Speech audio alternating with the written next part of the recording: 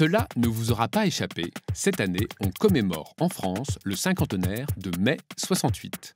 Carambolage s'y met aussi et vous propose une émission spéciale.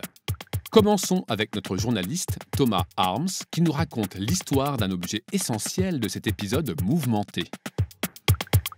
Un des symboles de ce joli mois de mai, c'est ça.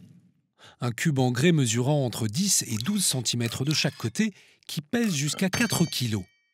En 1968, les rues du quartier latin en étaient pleines, mais ça n'a pas toujours été comme ça.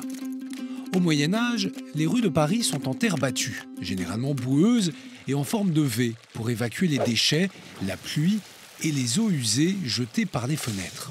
C'est un mélange de gadou, de poussière et d'odeurs nauséabondes.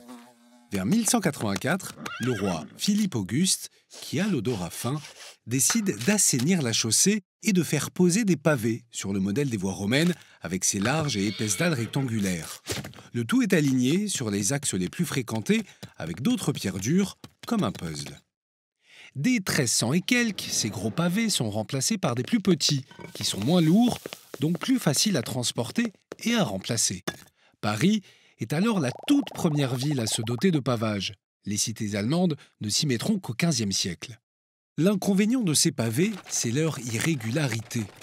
Les roues des carrosses s'y heurtent, les chevaux fatiguent, ce qui génère des accidents et un boucan d'enfer. Alors, solution moins bruyante, on essaye en 1881 le pavé en bois, en copiant ceux que l'on trouve à Londres depuis plusieurs décennies. Mais ils sont chers et ultra glissants. Partant de pluie ou de neige, zip les piétons et les chevaux. Sans compter que le bois, c'est un vrai nid à microbes, ça pourrit et par endroits l'odeur est immonde. Par mesure d'hygiène, les pavés en bois doivent alors être lavés tous les jours. Quand on ajoute qu'ils se mettent à flotter lorsque la rue est inondée, on comprend qu'en 1938, le pavé de bois est mis à la poubelle. Le prochain candidat est le bon, un petit pavé en pierre ciselée qu'on appelle pavé piqué. Il est toujours assez bruyant, en revanche, il se révèle inusable, il est assez soigné, on glisse moins, et en plus, son installation est relativement simple. Il suffit de niveler le sol avec une couche de sable, puis d'aligner les pavés.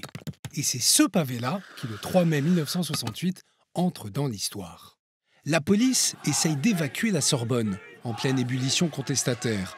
Les étudiants construisent alors des barricades en renversant des voitures, mais aussi avec des panneaux de signalisation et des pavés qu'ils arrachent massivement à la chaussée. En les soulevant, ils découvrent que les pavés sont posés sur du sable. Comme les étudiants expriment leur révolte par des slogans percutants sur les murs, cette image leur parle. Le pavé est le symbole de l'autorité que l'on veut renverser. Le sable, c'est la plage, le plaisir, la liberté.